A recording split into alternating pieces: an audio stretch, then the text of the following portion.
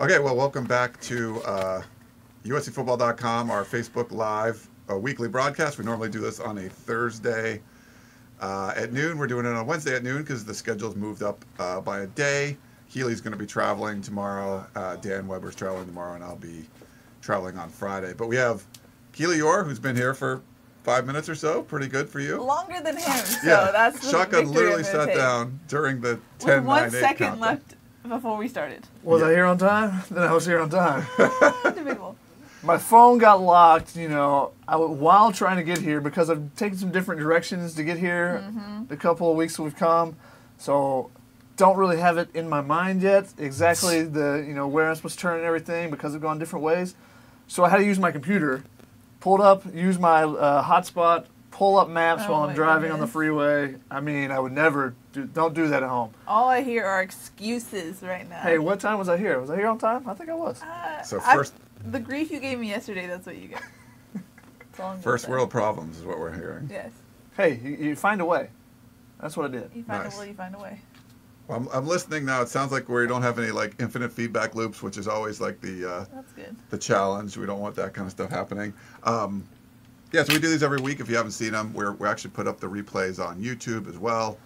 So if you're watching this on YouTube, it's not live. You don't have to comment your questions because we won't be able to answer them post. Yes, we're not doing this live on YouTube. YouTube is just the video, the replay afterwards. We get those up there. But if it's just after noon on Wednesday, then it is live. You're on Facebook, and you could do it. And you don't need Facebook. There's people that were like, "Hey, I don't have Facebook." I don't think you need it. You just we embed this video in a content item up on USCFootball.com. But in the comment section during the broadcast is where you can send us your comments and send us your questions. You can actually tweet any of us. I'm at Inside Troy. Keely's at Keely is my name, and Shotgun at Shotgun SPR if you want any questions during the show. I think we had one complaint, guys, last week. A Cal fan was like, we're mostly kind of recapping the previous games. We talked a lot about Texas. So we'll try to make sure we talk about Washington State. Well, there's a reason for that. It was the rematch of 11 years, versus Cal, the team you've beat for 13 years in a row.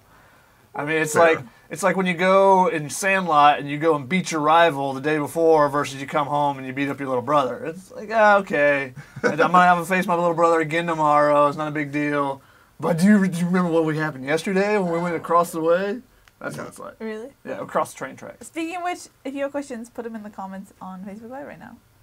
Yes. Because no one's doing that. Oh, some people are. Oh, we got Peter and Kevin. Nice. I see them. Thank you for putting the comments in, and thank you guys for tuning in. We got a lot of listeners, and I guess a lot of viewers for this kind of thing. So it's fun. Now, these guys got to drive a ways to get down here. It's true. So I appreciate that. They're in the room. So if you can't so I'm set up. They're in the room, kind of next to us. We haven't really figured this out exactly yet, but I think it works. We're getting it done. We're getting it done. We're getting all right. Well, how you guys all right? You guys ready for a big weekend? Yeah, I'm thrown off by the schedule. If anyone asks me what day it is a Thursday, because that's how my brain works. It's based on the events that happen during the week, not what actual day it is. So. Yes. I mean, this is always. We had this last year when USC played Stanford, and then they play on Friday against Utah, if I recall correctly. So It's just a tough week because, especially for us traveling the weekend before, for one, these kids flew, but I drove back on Sunday. I drove back on Sunday too. You didn't drive? You said you rode with someone. That's much different. So taxing. You can get work done while you're riding. Save this for the Family Feud podcast, guys.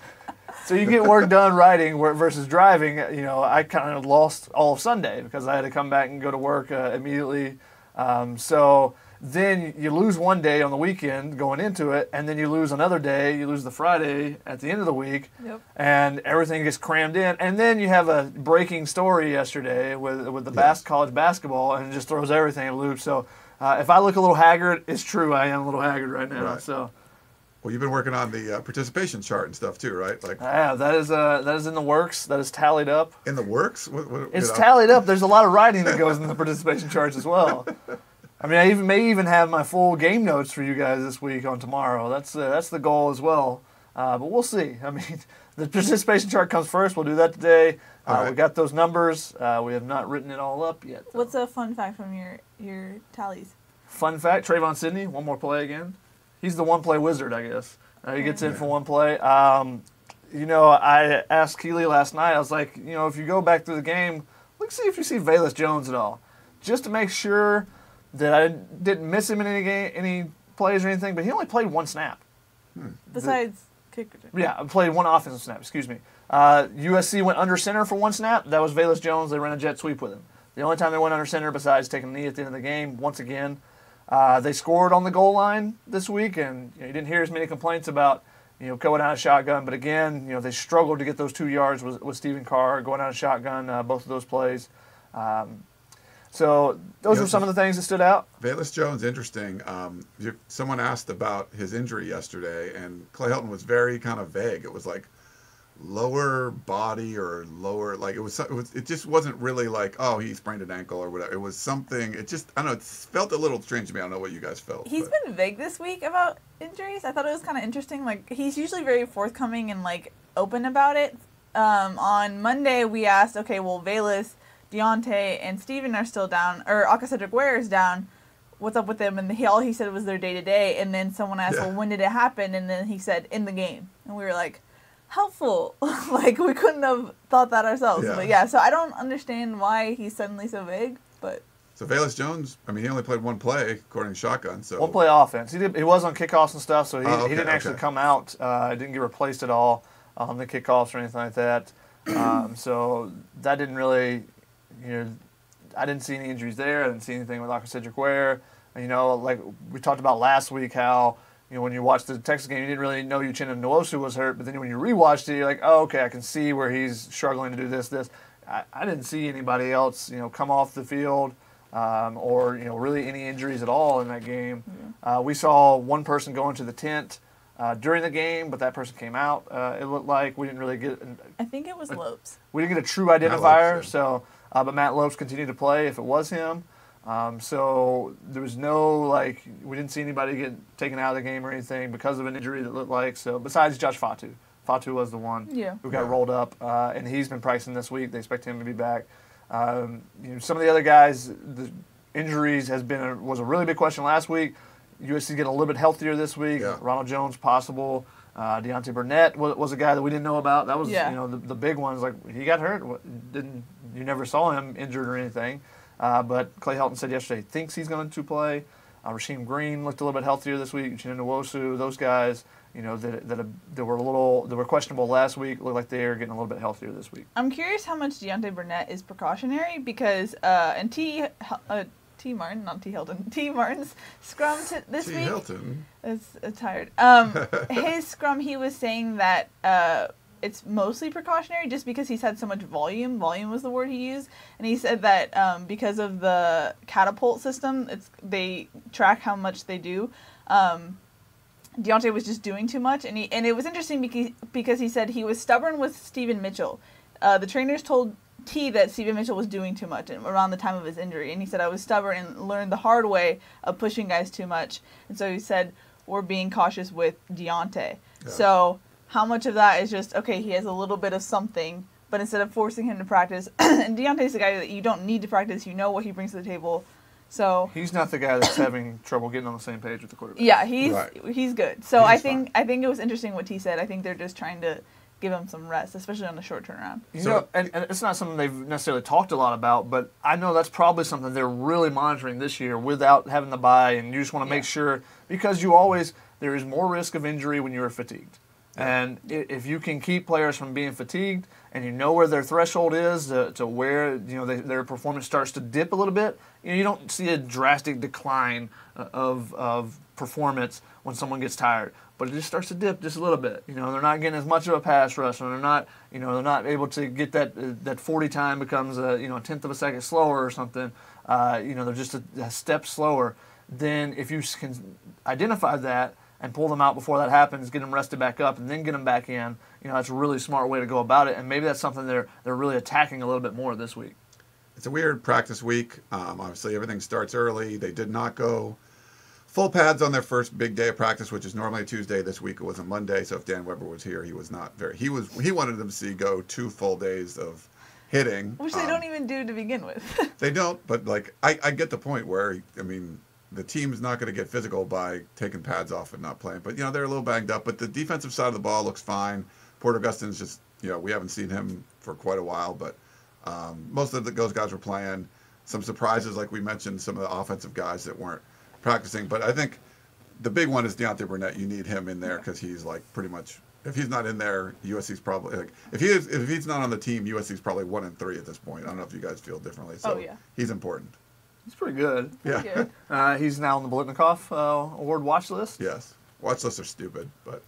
Well, you know, this actually could work in his favor because the last time USC player won, Marquise Lee, he was not on the original watch list. Right. So, it had to be put on later, so maybe that's good for Deontay. He actually broke his streak of 100-yard games against Cal. I think he had 87 maybe. So, came up just shy of his 5th consecutive 100-yard game and 5th career 100-yard game. Yeah, they need him in there. I just put up a story on up on the site, uscfootball.com, just basically a question and answer with Tyson Hilton. Rare do you get these guys one-on-one, but for whatever, I think everyone was talking to Sam Darnold, and I went to Tyson Hilton, so I got him like one-on-one for a while, so that was fun. But he wasn't sure about that. So if you don't know, USC hasn't scored in the third quarter in the last 3 games. They've scored 7 points in the first game against Western Michigan, haven't scored in the third quarter since, which normally you come fired up out of halftime and come out of the locker room and do something. And he was like, your guess is as good as mine. It's not like they're not trying, but there's something there. He was talking about different periods where you want to come out fired up, you want to play well after halftime, you want to finish the game strong. And obviously that middle one they haven't been doing. It should be pointed out, though, in the game against Cal, they only had 1 drive, really, in the third quarter. Yeah. They started a second drive, but it finished in the fourth quarter, which they got a field goal off of. But the third quarter drive was the one that ended on 4th and 1, where they just decided not to block a lot of guys. Yeah, I asked him about that too because was there an option for Sam Darnold? Because it was pretty obvious they lined up in the pistol, and which they typically always run out of. They've done a couple, I think, play actions out of the pistol, but for the most part they run, and it just looked stacked. And I think it was Vi, he had no shot whatsoever. And Tyson told me, he's like, that was not an optional play. Like, that was a called play. So he would have had to, go, no, this isn't going to work, and call timeout or something. Like, there wasn't an option, at least according to Tyson Hilton, that Sam Darnold could have called, checked out of. That was said? That was said. Was it said? Okay. That was also the first time this year that they've used 3 tight ends in a formation. They went with a true goal line look with offensive linemen and 3 tight ends and 1 receiver. So that one, they really were intent on running the ball up the middle and showing that they could push somebody back, and they didn't do that. Yeah. They did use that formation a little bit later. The next to last drive, when they were just trying to run the clock out, they used that a couple times. They used all 3 tight ends. They're now on the roster, all 3 scholarship tight ends that are healthy and on the roster since Kerry Angelina is no longer with the program. Yes. So you saw Tyler Petit, Eure Cromanhook, and Josh Follow on those instances. But that was the first time they thrown that out there. They did a couple other things. It was the first time that they had thrown some things out. One of the things they did, they actually lined up Jalen Green at tight end some, which I thought was interesting. So they, sometimes it was a 3 receiver set with Tyler Petit, with his hand down and Jalen Green kind of beside him like a second tight end would be. And then sometimes a couple times they went 4 wide receivers, so no tight end in the game at all, and they put Jalen Green kind of there. Kind of in a stand-up stance, 2-point stance, beside the end of the line like a tight end would be. So that was kind of interesting. That's one of the things I did notice on the tape. So they used Jalen Green in some different ways because Tyler Vaughn's took over that starting role. Not technically, because Jalen Green actually got the first snap. So that was interesting. Just keeping my boy down. But so Jalen Green actually got the start over Tyler Vaughn's in that regard. But Tyler Vaughn's got almost all the plays. Yes. So after that play, they ran 76 total offensive plays. Tyler Vaughn's was on 72 of them. Okay. And one of those was the first play of the game because they went 2 tight ends the first play too as well. So Eure Cromanhook actually got his first career start instead of Tyler Vaughn's. What is it? What's going on? Well, man, what does this poor kid got to do? It's always interesting because, it's a play in the scheme of the game, but it means a lot to players to say that, hey, I got that start. Whereas USC, maybe they come out in that 3 tight end set, and there's 1 receiver on the field at all, and it's Deontay Burnett or something, and then those tight ends all get their first career start. It doesn't really mean anything because they can not use the same formation the rest of the game, but on the stat sheet, that's a start. So Yeah. it matters to some guys, and that's the difference between starting out a nickel or base on defense. Right. And Malik Dorton, doesn't he have a bunch of starts, but he'd play like 3 plays a game or No, something? he would always be on the He'd be listed starting as the starter. lineup, Okay, yeah. starting thing, and then they would never start him because they would always start nickel. The Yeah. Ruben Peters of the defense. The Ruben Peters of the defense. He would always be on the tweets that USC sends out before the game, like, oh, the starting fullback is Ruben Peters. Well, Ruben Peters got used 30 plays last year or something total whole on year, offense. yeah. So if that, so he didn't really ever start. And like the dime defense, they used. If I can look it up real quick, they used the dime defense several times in the game, but How effective was it? Sorry. the dime actually was the least effective. But granted, you're getting thrown at more in that situation, so the yards per play is sometimes going to be a little bit higher. So they played 32 plays in dime, 43 in nickel, and 10 in base. And the base was 4 yards per play, the nickel was 4.65, and the dime was 5.5. Not a big variance. That's kind of the 1 yard difference that you would expect, when you're running the ball up the middle on a Yes. base, in short yardage situations versus we're spreading everybody out. It's 3rd and 18. Okay, they picked up 8-10 yards. It doesn't really matter though because you got them off the field. So that's some of the variations that you don't really see necessarily. That you can't really, extrapolate just from the yards per play. But the fact that they used the dime 32 times, they used it almost as much as the nickel. So they could have started the game in that. Matt Lopes would have got his first start. Yeah. So it doesn't really matter because they used it a bunch, and he's going to play. Matt Lopes played a bunch just in the dime situation, but that would have mattered to him possibly. Hey, I got to start at USC. So it's interesting to see what the coaches throw out there on that very first play, just in order, in spite of maybe, or in order to get someone to start.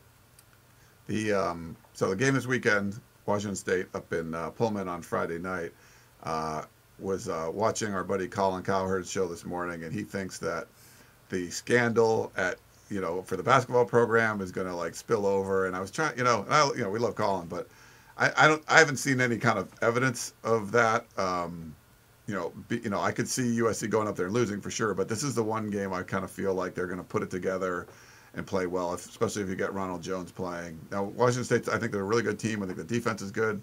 They can run the ball better. Obviously, Luke Falk can throw it all over the place. But I just kind of get the feeling that they're going to play well. But I don't see the basketball scandal having some kind of huge impact on this game. If you showed up at practice yesterday, it looked like nothing had ever nothing happened. I mean, Nikias even showed up to practice and was like Darren Weber and all this stuff and nothing. Max Nikias, the president of the university. Yeah, sorry, that's my Nikias impression. But yeah, so in the bubble of Howard Jones, nothing seemed to really matter. Yeah. Now I talked to Katie and Tim Tessalone, who are both the sports information people. Now their jobs were impacted greatly because they were getting countless phone calls because they're media relations basically for the entire athletic department. But Clay Helton was asked about it. It kind of typical Clay Helton answer. He doesn't usually let that stuff bother him. I can't imagine. Maybe if it was Andy Enfield and they're like good for, I just don't see it being. I mean, there are some football players that are friends with the basketball players. Yeah. Obviously, you have that overlap, and I'm sure they contact them, but it doesn't directly affect the players at this moment on the basketball team, so I don't think it directly affects the players on the football team because it's not like, oh, my buddy's getting kicked out of school or whatever it may be. I don't even know how many of the football players would have a strong relationship with the basketball coaches on that side. I'm sure some of them are friendly with them, but I don't think it's going to have any impact in that regard. Yeah. Just because once you're in football season, you're just so focused on this next week, this next practice, I'm trying to get my playing time. You're not looking at all the outside factors, which can be positive because you can get guys locked in. It can be a negative because sometimes guys forget about everything around them. It's schoolwork could be one of those. So, I think football in particular, because it's such a grind and it's such a long haul for the season, it can become, a very inclusive environment where you're not really going outside of the bubble that you're in. Yeah. So what do you guys see? So this is a Washington State team that I think they're outscoring opponents like 98-17 in the first half or something. I mean, something crazy. Like they really come out quickly. Clay Helton mentioned a couple times about, I believe these are the number 1 and number 2 teams in the conference as far as third down conversions go. USC was really good originally, then they've kind of slacked off a little bit. But Clay Helton knows that they have to kind of convert on third downs because if you keep giving the ball back to Luke Falk, you're eventually going to give a bunch of points up. So I don't know. My gut feeling was that they're going to play well this week, and They meaning USC. USC is going to play well this week, and cover the spread. I have not picked them to cover the spread yet. They're 1-3 against the spread. They covered against Stanford, but and this is a small spread. It's like 3 points or 4 points or something. But I kind of get the feeling they'll go out and play well. If what you guys seen at practice this week, do you feel the same way? Difference? What do you guys think? Take it away, shotgun. Yeah, I think it's going to be a game where they rally around because people are picking them to lose and people are picking against them, which happened in the Stanford game. What happened in the Stanford game? Well, they came out and blew up Stanford. Yeah. So I think that's a rallying point for the players. I think they know how tough this game's going to be. Washington State's defense is better. They haven't really played anybody great offensively. I mean, Boise State put up 44 against them. They should have lost the Boise State game. Yeah. That game was kind of crazy. Washington State did a great job coming back with a backup quarterback and making plays and getting a big defensive touchdown. Their defense is playing better in that regard, but teams have been able to put some points up in that are high caliber teams. USC has to take advantage of their opportunities. I mean, that's something we talked about previously. The turnovers, they finally scored off a turnover 2 in a row, actually, in this game. But they had 6 turnovers. I think that was the only 2 times that he scored touchdowns off of them. Yeah. So they still need to capitalize better on some mistakes. And if they can create those mistakes again, it's going to be much more difficult facing Luke Falk versus Ross Bowers. I mean, Ross Bowers making his, 3rd or 4th start? Yeah. Luke Falk making like his 334th start. Luke Falk actually played against USC his freshman year when Connor Holiday, is it Connor Holiday? Is that right? Yeah. I think you're right. Yeah, there was Connor Holiday. Connor Holiday broke his leg, and Falk comes in and actually played pretty well. Chris Hawkins said yesterday, he's like, I think he threw a touchdown against me. He's like, I'm going to have to look that up. I'm going to have to get him back, too. Oh, my goodness. What do you think, Keely? I've been super indecisive about this game, which is not surprising if you know me because I'm a very indecisive person. Yes. But, I mean, it's, okay.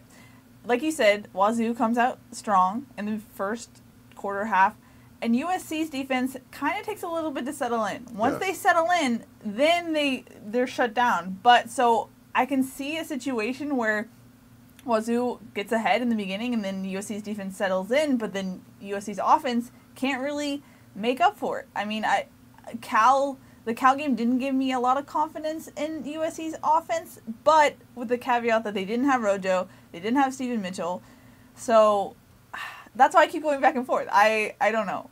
But at the same time, USC was kind of flat against Cal, whereas I think the players are very aware that this is going to be the only real game on Friday, nationally televised, everyone's looking.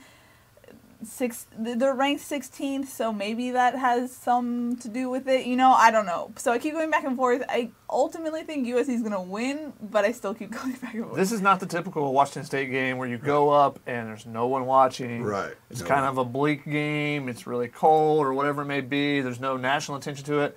This game, if the Pac-12 didn't screw up the scheduling and put this on Friday, would be the first time that game day went up to the Palouse. It would have been great. It would have been amazing. Yeah. Oh, even still, this is going to be they've already sold out the stadium.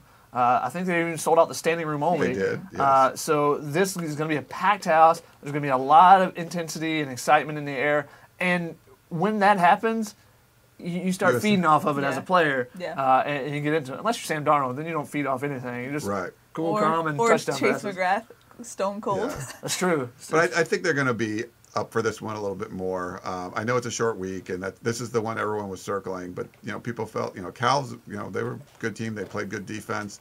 The offense has to get rolling though. They can't just be sputtering along because Washington State will score points. You're not going to be able to shut them down. You're likely not going to get 6 turnovers and have arm punts from a redshirt sophomore quarterback who just needed to play within himself. Tried to make too much happen. That was a mistake, and the USC defense made him pay for it. But 0 for 5 or 6 or whatever on 4th downs, which is pretty bad. And then typically this has been a good team against on 3rd down, but not that good in the Cal game too. So you have to kind of keep those chains moving. They can't keep this streak of not converting on a 4th down going either. So if that keeps going that way, I don't think USC wins this one. But I feel like they're going to get that back. I feel the offense is going to look more like what you saw against Stanford, balanced and potent.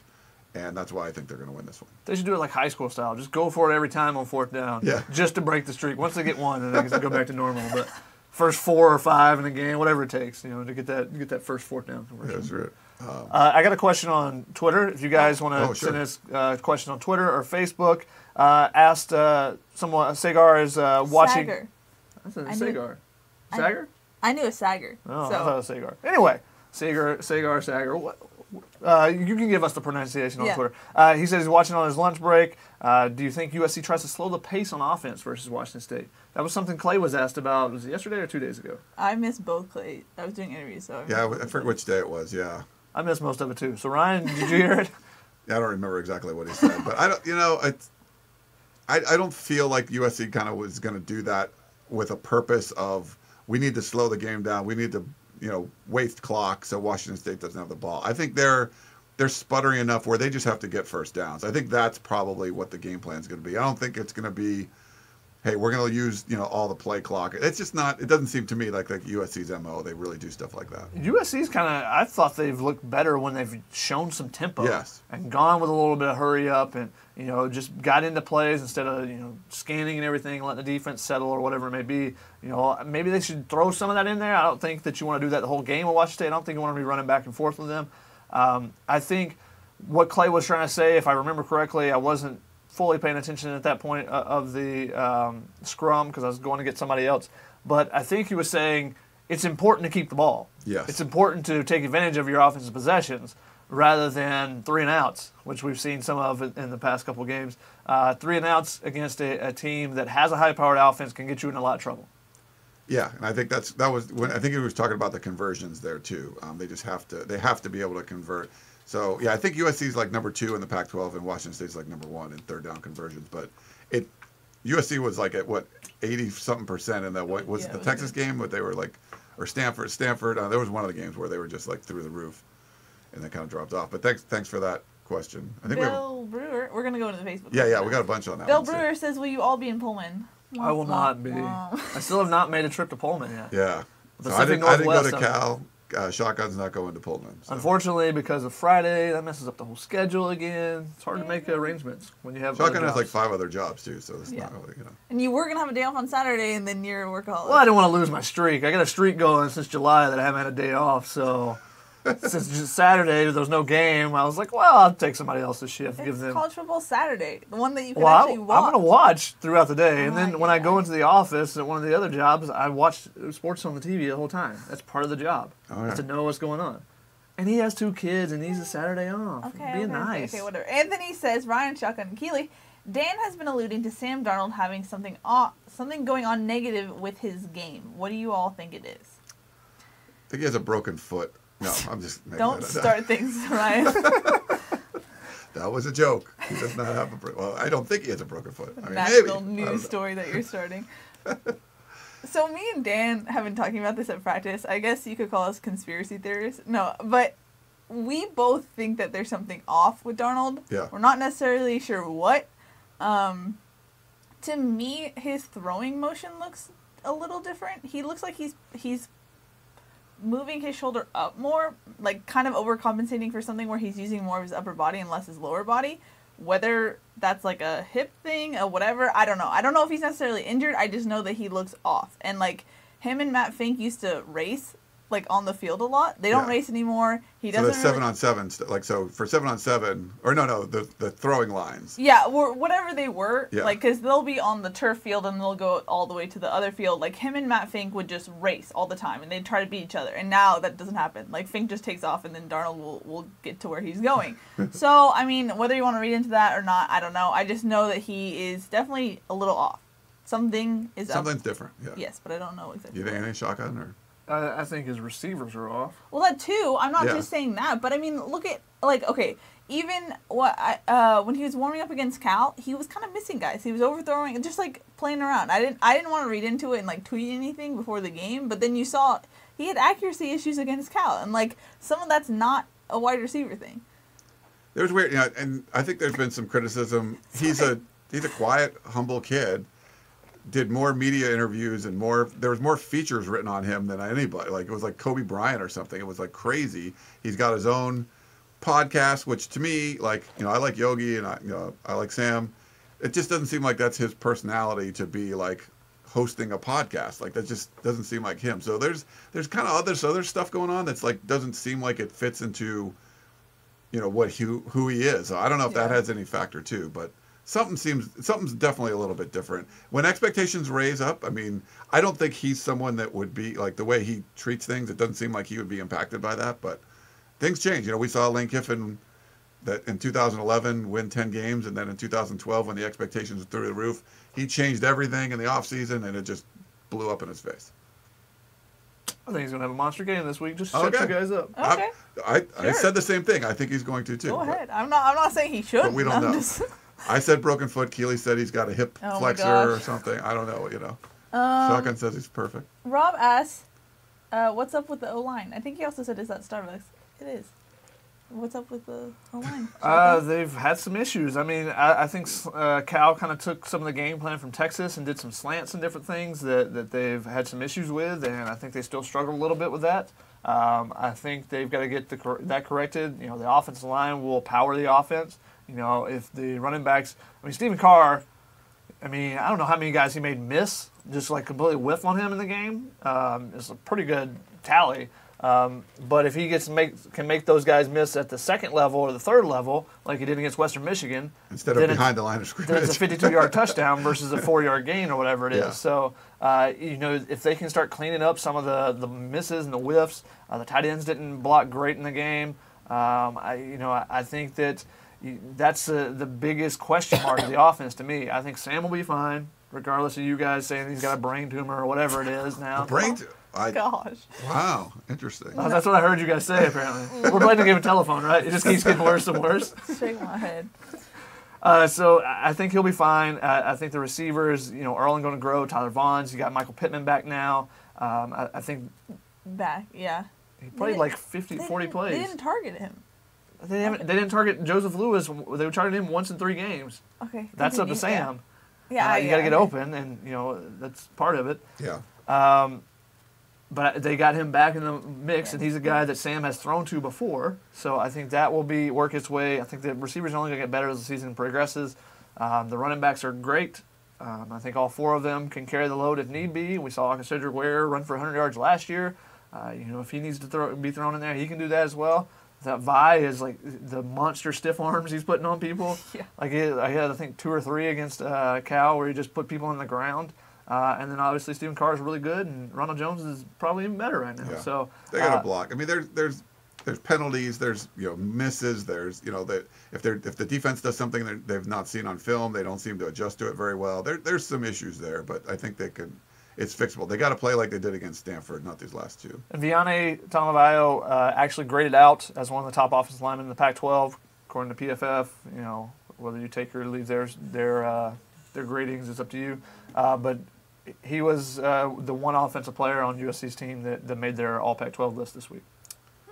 What's up next, Keely? Gerald asked, do you think it's a matter of time before SC gets its first loss based on the way the offense is playing? So you're asking us, are they going undefeated is basically what? No, I think he's just saying... Well, if it's a matter of time before they get their loss. Okay, sure. Yeah, okay. No. I think if they keep playing like they did against Cal, they will probably lose a game or 2, for sure. If they play like they do against Stanford, they'll probably beat everybody. So I think, you can't keep playing with fire. The one thing that you have, though, is you have a Sam Darnold that maybe you don't look good the whole game, but he can do something at the end to miraculously win for you. You still have that in your back pocket. But like if they play really terribly on offense against Washington State, you can't score 3 touchdowns in the last 2 minutes. Like you have to be close. So they're going to have to play a lot better on offense. And if not, there's just too much talent here to not be playing well on offense. So yeah, I think if it continues that same way, I don't think it will, but if it does, yeah, they're not going to go undefeated, I would say. But yeah, they've got to pick it up. Yeah. But I think they will. Mm-hmm. Agreed. Yeah. Thanks for the questions. Josh asks, do you think T & Co. will stop telegraphing with the pistol, or do you think they use the pistol and do something different? What's the deal with the pistol and the obsession with it? They actually didn't use the pistol that much against Texas, and they used it almost exclusively to run. This week they actually used the pistol more. They used it 23 times, and they actually only ran 16 times. So they threw 7 times out of it, which most of this play action, I believe. Yeah. I'm not sure about the Tyler Petit touchdown. It may have been on the pistol. Yes, it was out of pistol, so play action. You run the tight end across, threw it to him. He picks up a bunch of yards. They did that a couple times. They did it earlier in the same drive, I believe, or the drive before. They threw to Tyler Petit. So they actually threw a little bit more out of the pistol this week, which is something I was kind of calling for last week because they've had success out of it. I mean, when they do throw and they go play action, they average 6.14 yards out of the pistol when they threw the ball, which was better than their shotgun when they're averaged 5.6 yards. So, and that was, they didn't have as many plays, obviously, against Texas. They ran the ball a little bit more. They didn't throw as much as they did in the Texas game when they were having some struggles running the ball. So they didn't throw as much, but the numbers were actually a little bit better in the pistol, and that's actually been the case a couple times. So I think when they get into the pistol and they show it and then throw and use it for the play action, I think that's the formation to actually throw out of and use the play action because, you get more of a look of a traditional run play action where the linebackers will suck up rather than kind of the read option where you pull it out and then try to throw where the linebackers aren't coming forward as much on that one. Yeah, I thought they threw out of it well. You want to break tendencies and stuff, they did that. Just the problem was, and you saw this against Texas too, Cal was selling out. When you have so much going on at the line of scrimmage, that's where most of the play was. They weren't able to get the ball to the intermediate or the deeper routes. You got to make teams pay when you do stuff like that, and USC didn't make them pay. Like they were, when you do something, when you put all those guys in the box and you sell out on stopping the run, and you stop a lot of stuff at the line of scrimmage, you're leaving other stuff open. USC didn't take advantage of the stuff that was left open, so I think they needed to. That's what the biggest issue I had with it. I mean, I believe Darnold at one point in the game was like 1 of 10 on passes past 10 yards. Yeah. ESPN showed a graphic in the middle of the game. They finished the game that way. 1 pass completed that was like 11 yards or more. Like there was only 1 that was down the field. So I actually asked Tyson Hilton about that too. So he said there were some opportunities, there were some chances, and a ball hit. Deontay had a chance to make a really great play in the end zone. Darnold, scrambled and missed a wide open Deontay, which normally he makes that throw and that's a touchdown. It's a highlight. Tyler Vaughn's on the outside, the catch he made that was out of bounds. It was a great catch. Yeah. Just it was he threw the ball out of bounds. So what else we got? Teresa asks, are they going to believe in McGrath and allow field goal points when needed versus 4th downs?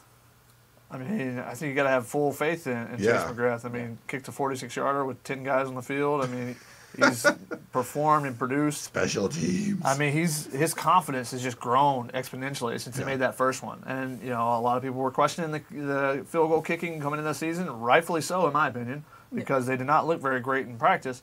But it seems that once he made that first one, all right, I can do this. Yeah. And his confidence has only grown in 3 field goals in the last game. He looked really good against Cal. I told you guys, don't worry about kickers. People worry, their kickers worry during August and stuff. Like it's kickers, come on.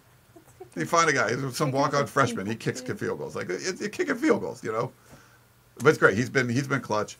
I don't know if it's going to impact them calling going for it on 4th down. I think, I don't remember them going for many that they were like, oh, they really should have just kicked a field goal there. They could have, but. We'll see. They have to convert some of these 4th downs, though. Once they convert a 4th down, floodgates are going to open. Then Chase McGrath is just on the bench. There's no more. Otis asks, what are the odds that Steven Mitchell plays? Hasn't practiced.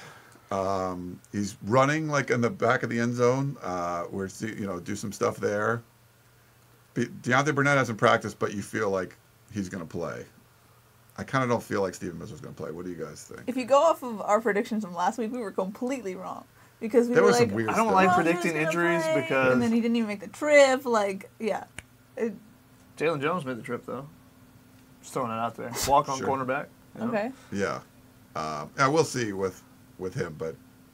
We really don't know. Yeah. Especially because they've been so hush-hush this week, we really don't know. We don't have a real, idea. They'll all play. None of them will play. Actually, I don't. As long as Tyler Vaughn plays. He had the great, awesome Monday practice. And shotgun, I'm like, so I told Keely, we were joking, I'm like, this was the greatest USC player practice this year. And I think we kind of flirted with, of all time. But you did. I did not. Keely was saying, I was just this year. But this year, it was, if it's not, it's one of the top couple. And Shotgun pointed out there was a practice a couple years ago with the Dory Jackson where he like scored a touchdown. He was every time he touched the ball. Unbelievable. He scored like 8 or 9 touchdowns, maybe 10, and the first 3 touches of the ball, he scored a touchdown. One was a screen pass where he had nothing, and he like juked 2 guys and then ran it for like 35 yards. It was so impressive. It was the first day that he had switched over to the offense. I believe it was Sark there. So they were kind of giving him this many practices on defense, and then we're going to switch him over to offense for a couple days. Yeah. And the first day, it was just unbelievable. I was not here for the Reggie Bush. I also did not see Monday's practice with Tyler Vaughn. Had to work. But I would put that practice against almost anything. Yeah. What was it? Who's the Baxter kid? Dylan Baxter. Dylan Baxter had like a great, I think that was a spring one he had. They put up like video of it, and his career went downhill since then. But yeah, Tyler Vaughn's, we were like talking about, like I always talk about him because you'd make a prediction, you're like, hey, he's going to have a breakout year. He's going to be really good. You see it in practice, you see it in the workouts, and then he gets 2 targets in the first game and none in the second game, and you're like, what's going on here? But now he's getting targets. He's going to, I think he'll have a big game against Washington State. But we were talking like, wow, he's making a bunch of good plays. And once you said that, then he went on like a 3-play one-on-one streak where he like 3 ridiculous catches that probably not many people on the team would make, you know. And then he like went into the team stuff and caught like a touchdown right away. He just kept making play after play, and you keep looking around like, holy crap. He didn't do as much Tuesday, but it was a really good Monday practice, I thought. And I have arguments with people that I had like a full argument on the way back from San Francisco while I was driving about whether someone should play or not. I'm like, you got to prove yourself. You got to, and they want to tell me, well, they got to be in the game to prove themselves. Like, no, you can prove yourself in practice. That's how you prove yourself. Tyler Vaughn's, and granted he'd already taken another starting role, but if he did this last week, then that further says, hey, I need to start, because this is what you do when players are out. Deontay's out, Stephen Mitchell's out, Joseph Lewis is out. When you get those extra reps, you have to take advantage. It's like, all right, coach, these are these extra reps that I'm going to get. I'm going to show you this much more that I need to be the guy for you on Saturdays or Friday this week. Yeah. So when you get your opportunity, take advantage of it. When veterans have, there's veteran days off. They're nicked up just a little bit. Hey, we'll give them the day off. Well, you get those extra reps. You get the chance to work with the first team. Go in there and show yourself. Prove yourself.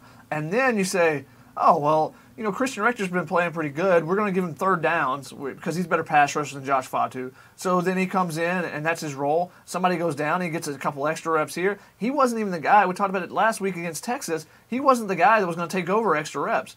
When Rasheem Green went down, they used Malik Dorton to begin with. And they kind of used Christian Rector a little bit. They were kind of, testing out several guys. And then look what he did. He took advantage of his opportunity, made some big plays happen. He did the same thing this past week. He has been phenomenal the last 2 weeks. I think I asked him the question, do you think you kind of earned, extra playing time whenever everyone's healthy?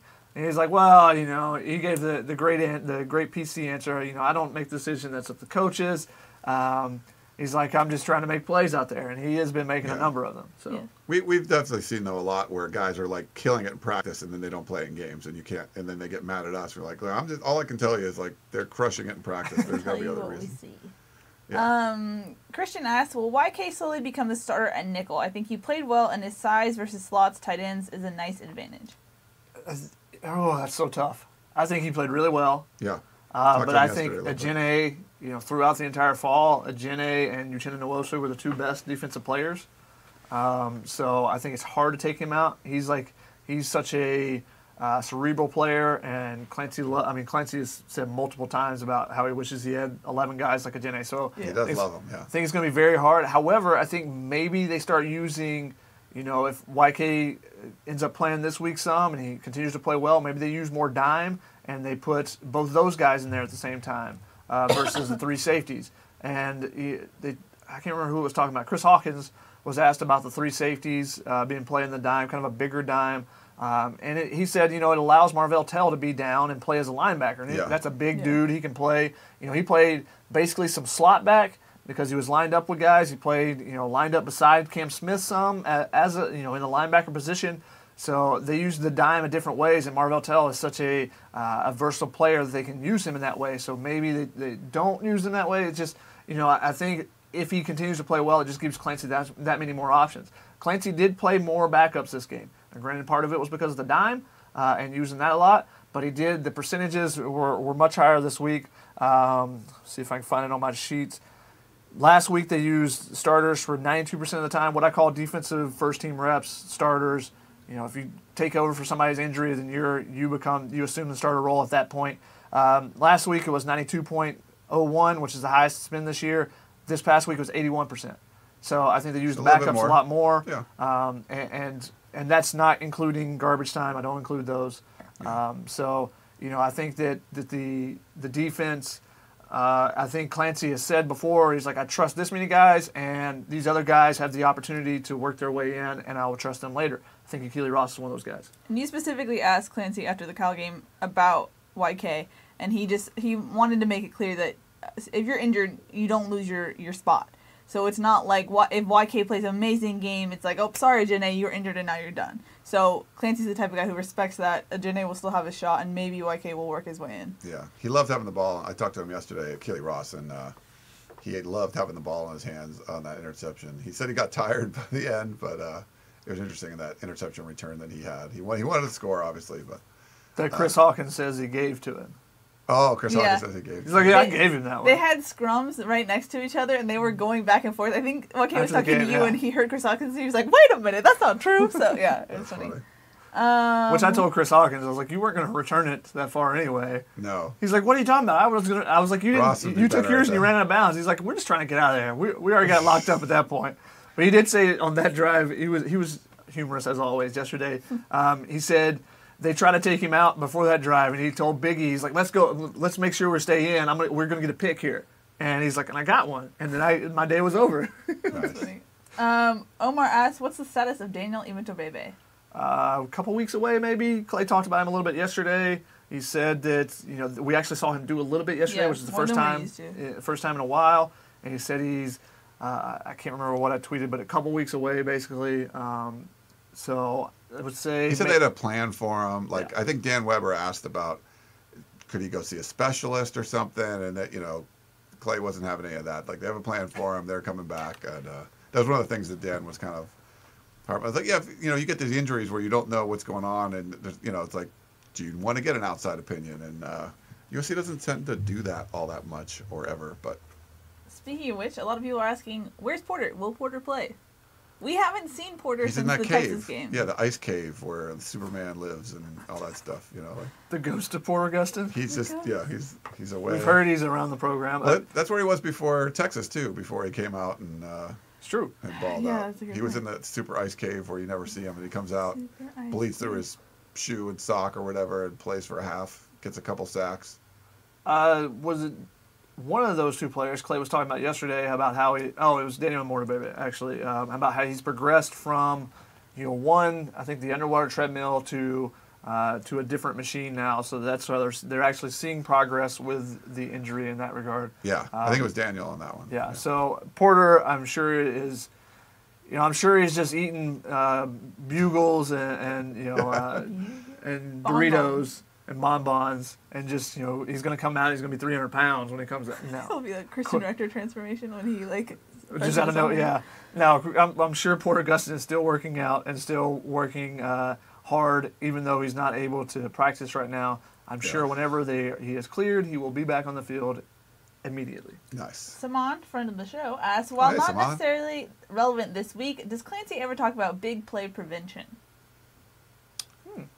I don't remember him saying that. I mean, I think last year I asked him more about that because there were some real big plays given up. I don't think it's been as big of an issue this year. I asked him. It's funny. I asked him after the first 2 weeks. I asked him about turnovers.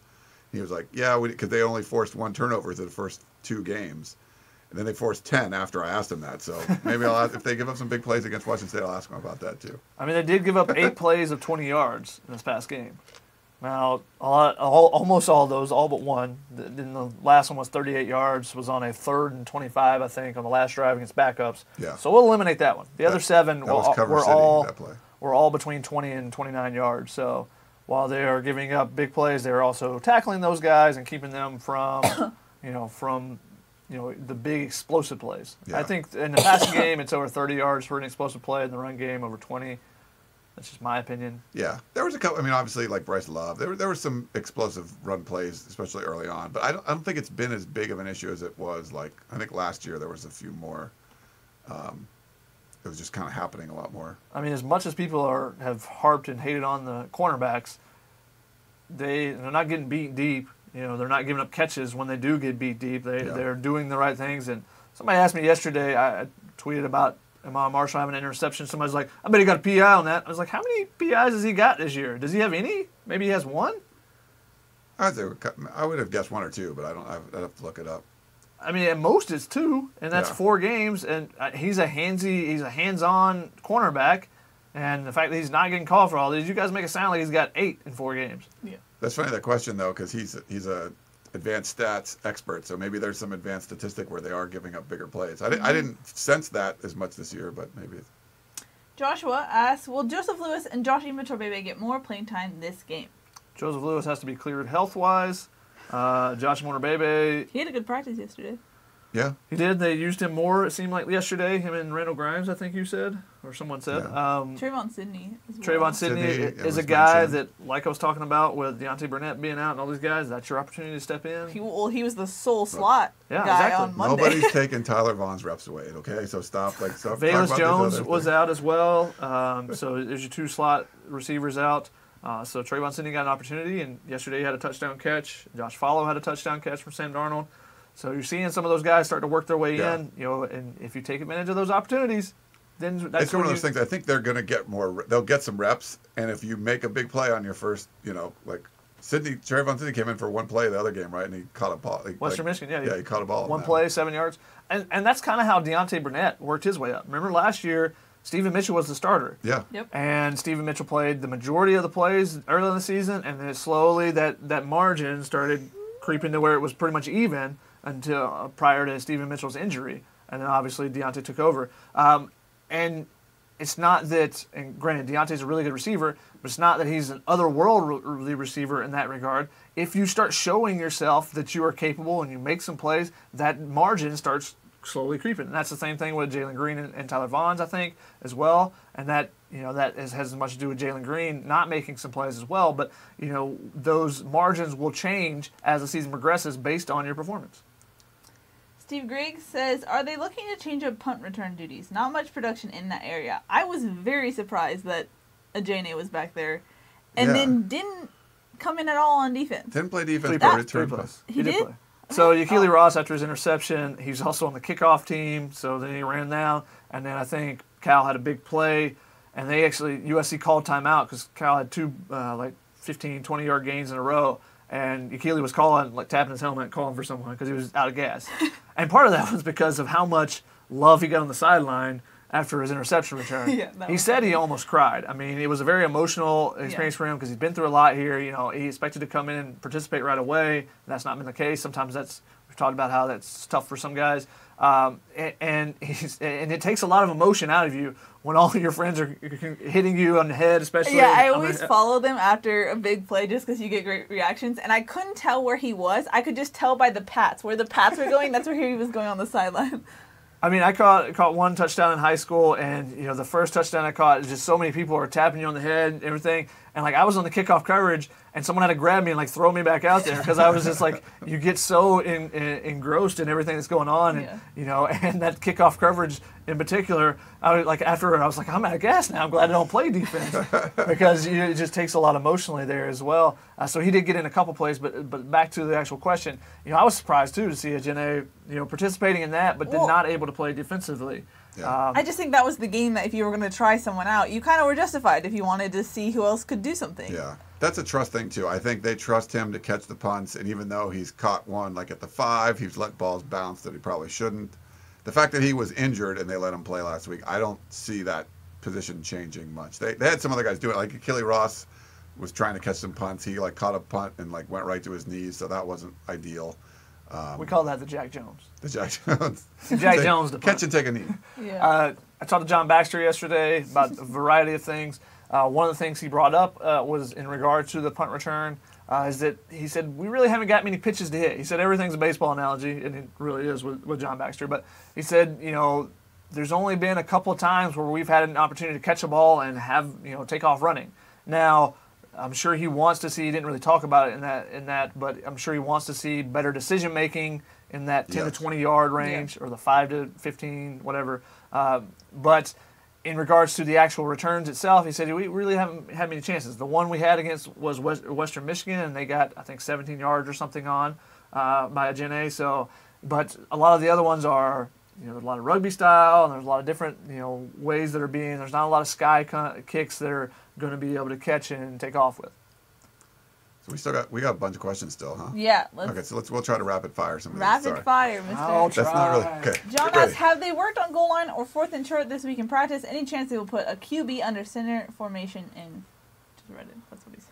So we've had one non-spike kneel down under center snap the last 2 weeks, and that was a jet sweep. So I'm not thinking they're saving it for Washington State in that regard. However, you did see the 3 tight ends, so they've done some different things. I don't think the under center is necessarily going to be the answer right now. And not a lot of work this week because they didn't go in pad, so I don't remember that being a specific focus. Like yesterday was third down conversions and stuff. So yes. Dominique asks, where's Kenny Bigelow? And Jeremiah says, I think Kenny is still in California. I could be wrong. He is. He played. Well, as long as the team hasn't traveled to Washington yet. No, yeah. He'll be there. He made a couple, or he had at least one good pass rush. He and Wole chased the QB out of the pocket and he threw the ball away. He's just not the guy in the rotation right now. Yeah. Could he earn more playing time? Potentially. I didn't think Marlon Tuipulotu did much of anything in the last game. Maybe the knee is still bothering him a little bit, but his pass rush and stuff were pretty non-existent in that game as well. He's become more just the run stopper. Yeah. Where does Kenny fit into that group? Right now, it's with the backups getting some garbage time. So we hope he continues to progress, and the farther and farther away you get away from that knee injury, the more and more likely that you'll regain some explosiveness. Yeah, he looks like a little bit more explosive than he was just a few weeks ago. So I think there's some progress being made there. Obviously, he's a senior, so it's kind of do it quickly, but we'll see. Steven asks, what is the O-line doing to improve their play? Well, I hope they're looking at film and blocking. I mean, practicing the same thing as ever. We don't get a lot from Neil Calloway on any of this stuff, so it's hard. I've kind of stopped talking to him. I don't know if you guys do, but I wasn't there for the offense to talk to any of the linemen. Oh, yeah. Also, they didn't really want to talk after the game. There wasn't much for them to say. Yeah. So that one is kind of still to be determined. Sorry. Yeah. Curtis asks, is there any concern from the coaches on how Biggie has been playing? I don't think he's been playing that bad. I've had this argument with other people. I think he was the first throw of the game that comes to him. Vic Worden picks up, 17 yards or 20 yards or something. Biggie actually overran the play. He was so in position, like he read an out route perfectly. He lost his balance a little bit, and the throw went behind him. He's breaking on the ball, the throw goes this way behind him, and the guy catches it and runs for a couple yards. So I think he's very anxious to make a play because he hears the critics. He's a guy that goes through and likes every time somebody says that he should be a safety. So I think he hears the criticism, and Biggie's a guy that will own up to the criticism.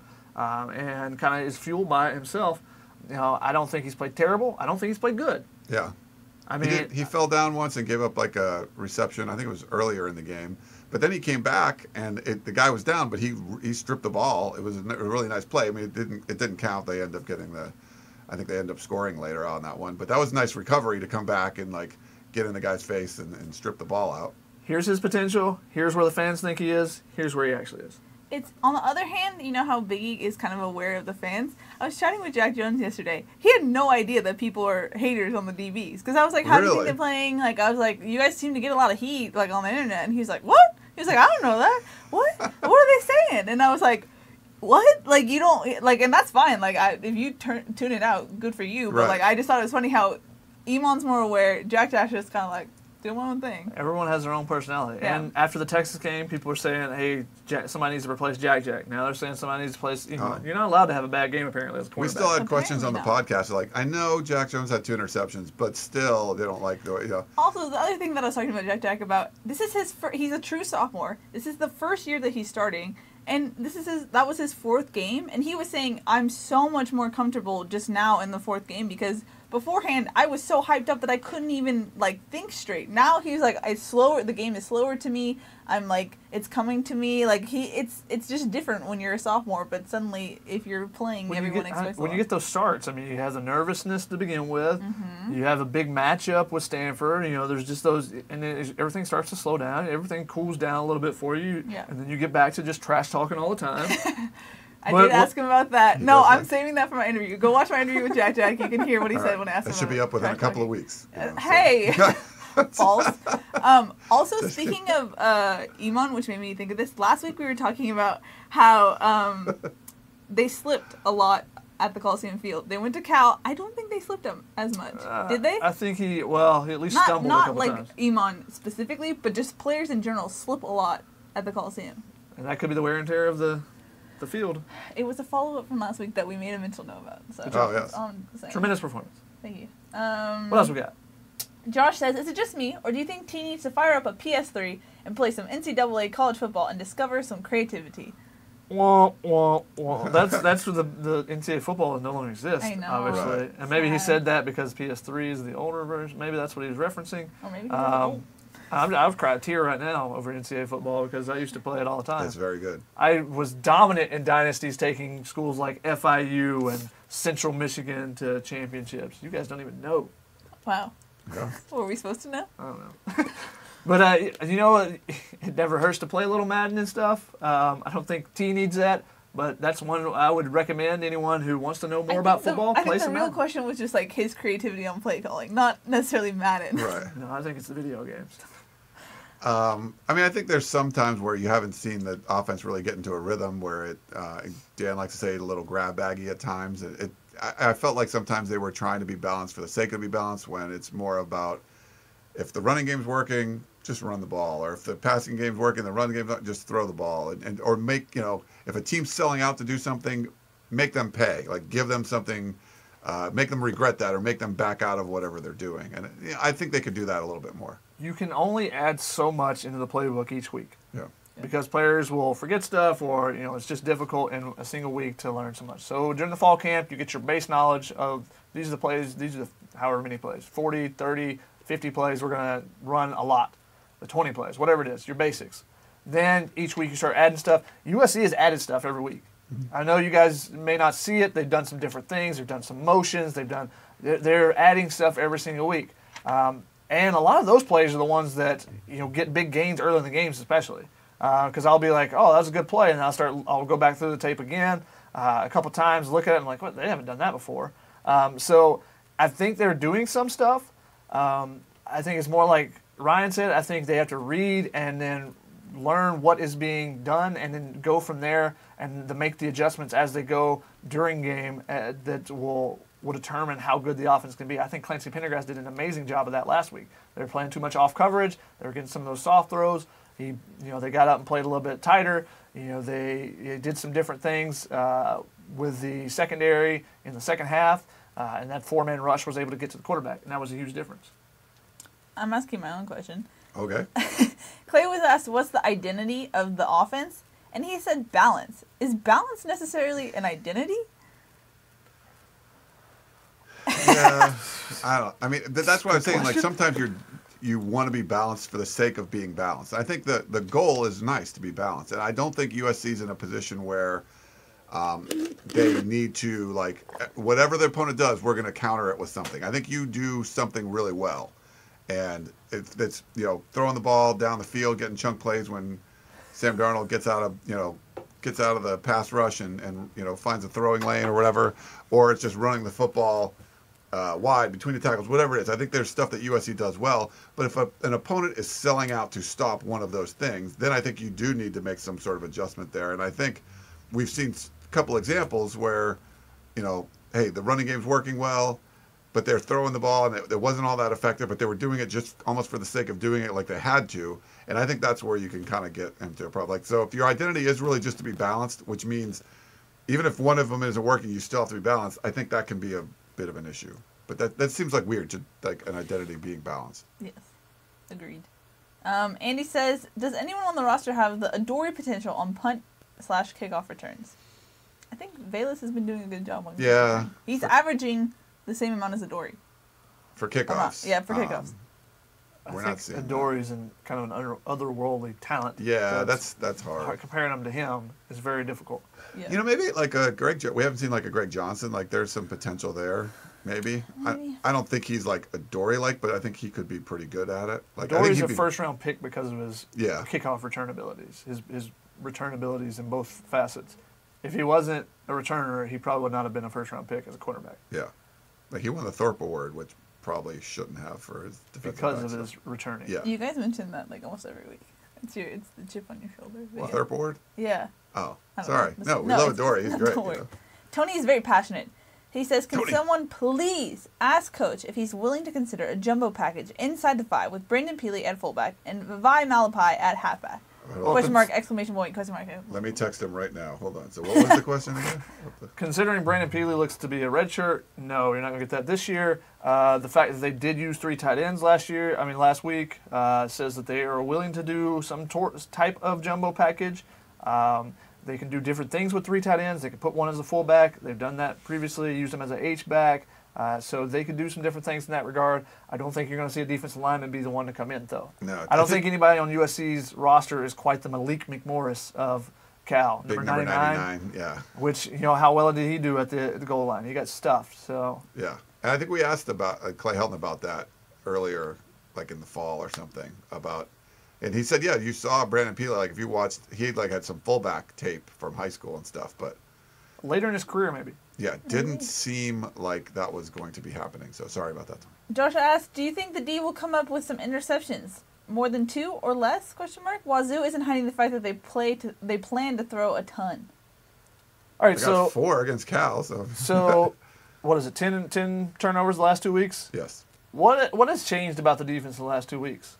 Christian Rector is part of it. The defense, the pass rush. Yeah. Pass rush has been much better the past 2 weeks, and that's been the difference of them creating turnovers, in my opinion. I mean, how many of those turnovers have created directly from the pass rush? I mean, you have the fumble that Uchenna Nwosu should have been an interception. Come on, give the linebacker an interception, in my opinion. But you had a fumble recovery, at least. You had, 3 that were tip passes, I believe? I think both the 2 tip passes, and then Jack Jones' second one was Cameron Smith was hitting the quarterback at the same time, so he just threw it up. So that's 4 right there. Christian Rector's 5th one for the fumble to Cameron Smith. So 5 of the 6 in that game are all from the pass rush. So I think the pass rush has been much better the last 2 weeks, and because of that, they're starting to create more turnovers, and especially when Clancy can only rush those 4 pass rushers and not have to bring the blitz, and now he can drop guys back a little bit and do some creative things in the back end. So if those 4 guys up front make some impact, then I think USC can create a couple turnovers again. The interesting thing, too, is that talking to Uchenna and Jack, they were saying that they studied the trajectory of the quarterback's throw a lot, and the more interceptions in the games, the lower the trajectory the quarterback had. So Cal's quarterback, they said, had a low trajectory, and that's why Uchenna is getting his hands up, stuff like that. They're able to tip balls more often. It's because of the trajectory of the ball. So. Yeah, he talked to me about that after the was it Stanford game when he knocked so many passes down? Yeah. We talked about that, and I talked to KU a little bit about it. I asked him, he's like, yeah, it's just film study. We try to study everything. They look for the smallest tendency. I mean, I remember... football coaches will look for anything. So I remember in high school when we were watching film, our coach would be like, watch every single player. Watch whoever you're going up. Do they change? Do they turn their shoulders this way? Does the running back step one step backwards when he knows he's getting the ball? Does the wide receiver lick his hands or whatever it is when you don't have gloves on? Yeah, no, I know. Ready. So whatever it is, you look for any kind of tendency that will show it. And sometimes people don't even know. And that goes back to the baseball thing. Is a pitcher tipping his pitches? Well, he may not even know that he's tipping his pitches. Does he, a lot of guys will, do something different with their hat or something when they're about to throw a pitch, or they'll dig deeper in their glove for a curveball. There's a lot of things that people do that they don't recognize. So they look for everything, and that's one of the things that KU said. It's like, hey, we look at all the things the quarterback does and try to figure out whatever we can do. I think we should start like a Facebook Live bingo. When you mentioned Tyler Vaughn, you mentioned baseball, something about your high school playing days. I think it would be a very good game.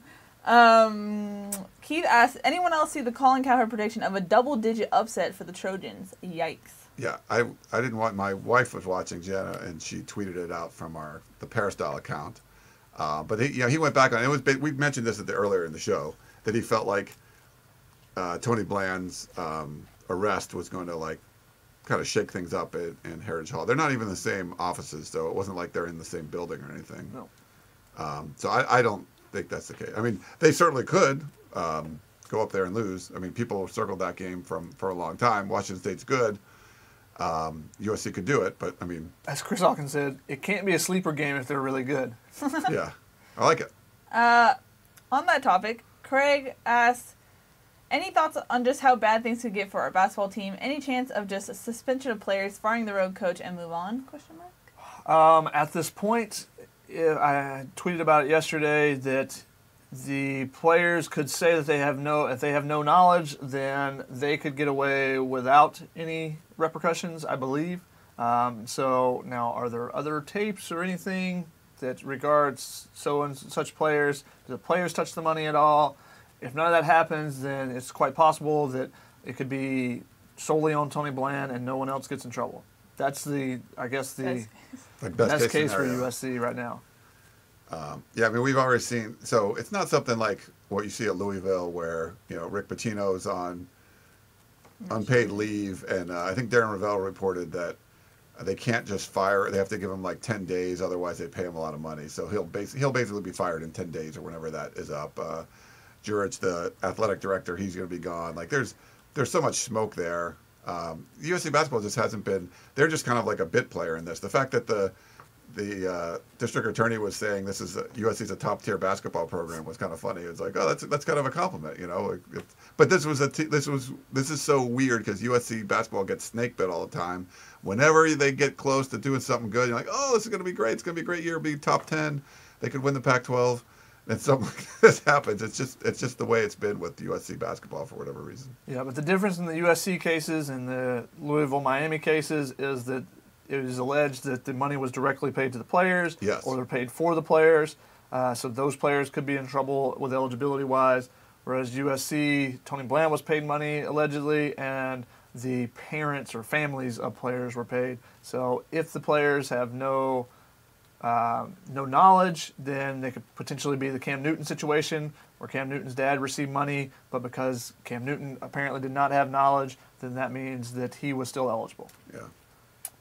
But we'll see. There's still this investigation is still ongoing. It's only going to get worse for college tip basketball. Of the iceberg. This is like just dirty stuff all the time, and it's funny. It's like football. People say, well, 7-on-7 is kind of going that way. Football players don't sell shoes. So the thing is, like, if you get a star basketball player, he's going to sell shoes. That matters. You see their faces. It's just shoe companies are going to be much more involved in that. So that's why, in my opinion, it's a lot dirtier. Yeah, who knows what the J.J. Watt shoe looks like compared to what the LeBrons or the Kobe's. You know what? Yeah. They're not called the Watts. Yeah. You're like J.J. Watt shoe. It's not the LeBron, the Kobe. Omar asks, the lack of a big, tall, physical receiving option has hurt us, especially in the red zone. Who can step up until Daniel Imatorbhebhe returns? I think Kerry Angeline's got a... Oh, wait, crap. He actually asked Kerry Angeline with 4 question marks, but I just didn't even say it because he's not here. He's no longer there. Yeah. He would have been my pick. I thought, he's a mismatch guy. USC hasn't been great at using guys that are physical mismatches for whatever reason. And you have a guy that's big and lanky or whatever and can go up and get balls. They just haven't you see a Stanford take advantage of those kind of situations more. USC tries to scheme open their receivers in the goal line and the red zone. Other teams try to use the physical advantages. Yeah. A lot of times you'll see, especially in the SEC, and sometimes fans absolutely hate it because a team will be on the 3-yard line and throw 3 fades. And they'll say, oh, well, we got a 6'5" receiver, he should go up and get it. USC doesn't do that. Instead, if they're on the 3-yard line or the 4-yard line, they run a route where they send Deontay in motion, he swings back the other way, and they can tell it's man coverage, and he just beats the guy out to the outside, and that was how they scored the touchdown catch he had. Whereas instead of, okay, we'll put Michael Pittman on the outside and let him go up and get it. Now, USC's practice fades, they've done more of that, I would say, the last 2 weeks than I've seen in the past. I mean, I remember one practice last week where they specifically were in the corner and T. Martin was throwing fades to everyone, but it's not a huge part of the offense, even in the red zone. All right. We should probably wrap it up pretty soon. Do we have a lot more? We have 2 more questions. Okay. So we have 3 more, actually. Sorry, there's a shorter question. We kind of already touched on this, so keep this brief.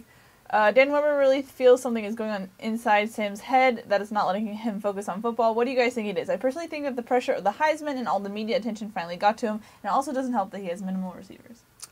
Shotgun said brain tumor, so I'm going to go with that. Speaking of which, we got a tweet that says, any early predictions on who will play in the Pac-12 championship, #fight on, #tumor rumor. So it's already starting. Shotgun, why did you do that? It's not a tumor. Oh my god. Just so I could do my own impersonation. Yeah, like there we it. go. It's nice. I mean, For people just joining, we were playing a game of telephone earlier about what was wrong with Sam Darnold, and if Keely and Ryan were going to make up injuries, I was just going to go to the far extreme. Make up of injury. You said hip flexor right there. I said maybe something. I'm not going to speculate on what's going on in his head. Yeah. Is he playing to his full potential right now? No. No.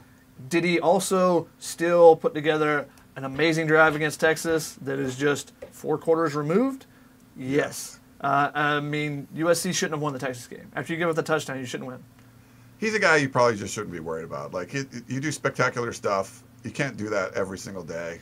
Unless you're me. I also kind of, Oh my I kind of think it's like baseball reference. Like, you know when a guy comes up from the minor leagues and no one really has a scouting report on him, so then he's just able to do really well? I think part of that last year was that no one really knew what Sam could offer. And now there's a ton of tape on Sam, and you kind of know what he's about more so now, so there might be more pressure now. There are more defenses approach him differently than maybe last year. I mean, you're probably seeing some tendencies. He likes to roll the right. I mean, that's when what he gets in keeps trouble. tumor rumor. One of the things is he needs some of his receivers to create a little bit more separation, help him out a little bit. Yeah. Yes, agreed. And he's still making some passes that are you just shake your head in astonishment at. Like the one they showed a spider cam view of a Deontay Burnett slant. He throws the ball. If you're looking at, here's a linebacker, here's Deontay. The ball goes right here. He throws it without being able to, you can't even really see Deontay in the throw, in the Cal game. Oh. And he throws it to a spot knowing that Deontay's going to be there. That's just the connection those two have, whereas some of the other receivers still struggling to get that. Yes. If all the receivers were on the same page with Sam, I think you would see a lot less questions about Sam Darnold right now. Agreed. And I think that's why T. Martin's a little defensive of Sam. He gets a lot of questions about Sam, like, what's wrong with Sam? Blah, blah, blah. And T. Martin is kind of like pushing back. And I think he should, because I don't think it's fair to Darnold, even though I've been saying things about Darnold. Just a little side note, our co-worker, Gerard Martinez, not paying attention because he's just trying to call me right now while we're doing the live broadcast. It's like, my wife tried to call earlier. I'm like, what's going on? You guys know what we're doing here. Like, I don't know. It's the different day of the week. It's throwing everybody off. I guess so. Yeah. Agreed. Ronnie asked, do you think the Trojans rank is legit? The ranking? Yes. 5th? I think it also doesn't matter. It doesn't matter. Like, yeah, when people are worried about rankings and stuff, it's like, if they went out, they're fine. Like, rankings matter once you get to, 9 weeks into the season? I think playing well is more important. So it's like, Penn State's ahead, they beat. It's like, it doesn't matter. The AP doesn't count. Like, it's the CFP now. Yeah, that's what I was referring to. Yeah. Those rankings matter. Yeah. So. But even then, if the first ones come out and USC's 5th or 6th or something, like no one. When's the last time that 5 teams went undefeated? If you go undefeated, you're getting in. Yeah, just win the game, survive in advance. That's what you gotta do. USC was 1-3 at this point last year, and everyone's talking about Clay Helton being fired. So being 4-0 is pretty darn. I have a question for you, Ryan. Sure. Ooh. Do you think there's more people upset now or last year? That's a great question. It's a really the good question. I mean, I think there was more vitriol last year. Yes. Directed at Clay Helton in particular. But do you think there's more people upset or last year or this year? I still think more last year, but there's definitely USC fans that didn't want Clay Helton to be hired to begin with. And we saw this with Lane Kiffin too, where they didn't like Lane Kiffin. He shouldn't have been hired. And then he goes 10-2, and all the people that are just like, no matter what USC's doing is awesome. The Sunshine Pumpers kind of pound down on the people that are critical and didn't want Lane Kiffin. So those people kind of were hibernating for a while. But once the next year happened and USC went 7-6, those people came, sprung out and were all over all the Sunshine Pumpers and stuff. So I think you're seeing a little bit of that. Like they want to say Clay Helton's not doing a good job. He shouldn't be the head coach, but he's won 13 games in a row. So what you can do is kind of criticize some of the the weak points of what's been going on. I still think it was more people last year that people were were upset about it. But I don't know. Do you feel differently or? I had too much space on my phone, so I was going through and deleting podcasts. And the amount of emergency podcasts you did last year was insane. Like, I don't understand how people can go from like, this team is 1-3 at the end of September, freaking out, and then this team is 4-0 right now. You have Darnold, you have Clay, has a winning streak. I don't understand. I don't know if like suddenly the expectations have changed in the amount of like a season where you're expecting just beating these teams by multiple points. I don't understand where the hatred comes from. And easily USC could have won by 17 points. Yeah. I mean, and then I think you'll see less people complaining about that win. I mean, the guy pushed off Isaiah Langley in the end zone. If they call that, it's a 15-yard penalty, back it up, maybe they don't get in. And then all of a sudden it's a 30-13 victory. That looks a lot better than 30-20, just the optics of it. But does it really matter? I mean, USC could have tried to drive the ball the next drive. Instead, they ran 3 plays and said, all right, we'll run the clock out. We'll trust the defense, even the backups, to finish this off. It's not a big deal. I think and I think someone had put this question, I think I saw it scroll by, about like getting a lead where you can actually play some of the backups. I think if USC gets to that point where they just haven't been to that point. Like, remember, you know how good Matt Fink looks in a game? We don't know. He hasn't been in a game. Not even to like take a knee or hand the ball off or anything.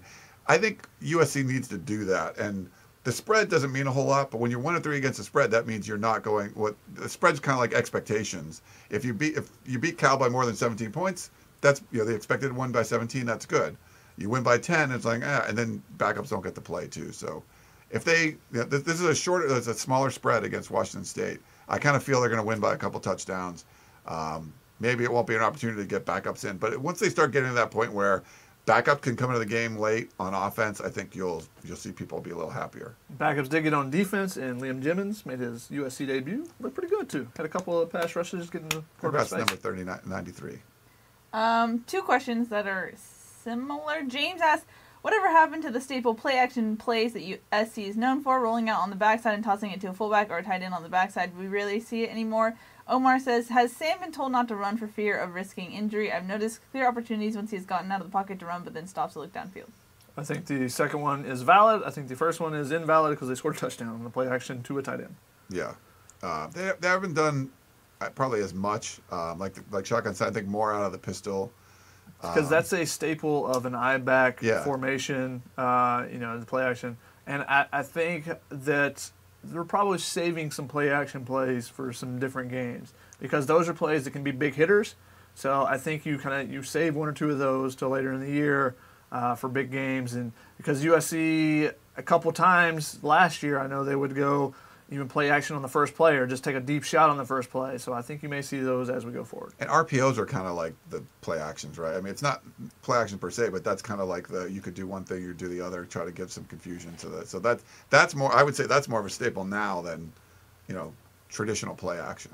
And I think Sam has been warned, let's not get hurt. I mean, that's one of the reasons why he's not running a ton of the read option stuff. When the Utah game last year, that was kind of, they probably ran it 7, 8, 10 times, I would guess, just off the top of my head memory. But now you rarely see him take off. And even though there's some opportunities, maybe in that Texas game in particular, to where they're crashing down to take it on. But you'll see USC use that when they need a big play, when you need a 3rd and 1 or you need a 3rd and 3. That's when you'll see him. And when he does take off, he knows that he needs to get down, not take any big hits. He hasn't really taken any big hits while running the ball. Especially this year and even last year. He has taken a couple where he tries to avoid somebody. The Texas game, he got crunched by 2 linebackers. So that'll happen every once in a while because he's so creative in the backfield. And maybe one of those hits has created that tumor. If we want to speculate, which I will, after that hit, he immediately grabbed his leg and was looking at it, kind of doing his walk-off thing. I was watching him. I will show you the play. But I'm just saying, if you're going to go back to a point, maybe that one. I don't know. It could have been a big hit somewhere like the one you mentioned, and it's just, you're not perfect all the time. You get banged up a little bit where it's just like you're a little sore. This hurts a little bit more. Who knows? Tarek.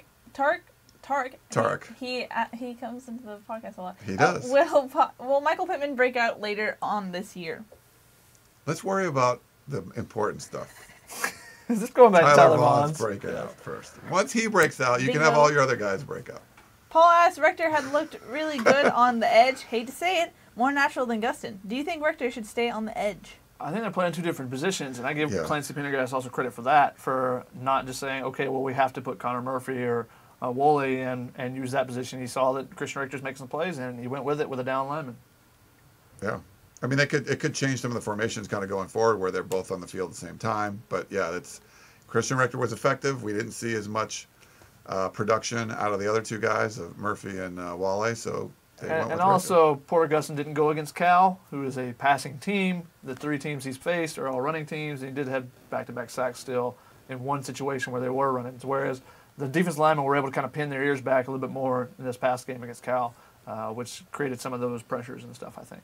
Yeah. And there you have it. We Sweet. got through. What do? We got hour 25. That's a little longer, but we don't have because it's a Wednesday. We don't have Shotgun having to run out the door to go to his one of his other jobs. So we had a little extra time. Although now I'm hungry. We're gonna have to go get some lunch. Since you guys were eating lunch while watching us, we didn't get to eat anything. Although Keely's drinking her. That's my breakfast. It's her breakfast. She probably just woke up a few minutes ago or something. Right? Yeah, just a few minutes ago, Ryan. I was sleeping. No, yes. All right. Well, thank you guys so much for tuning in to our Facebook Live here from USCFootball.com. We got Shotgun. We got Keely. I am Ryan. Thanks for tuning in. Ryan. Yeah, we'll be reporting up from the Palouse up in Pullman, and we'll talk to you next time.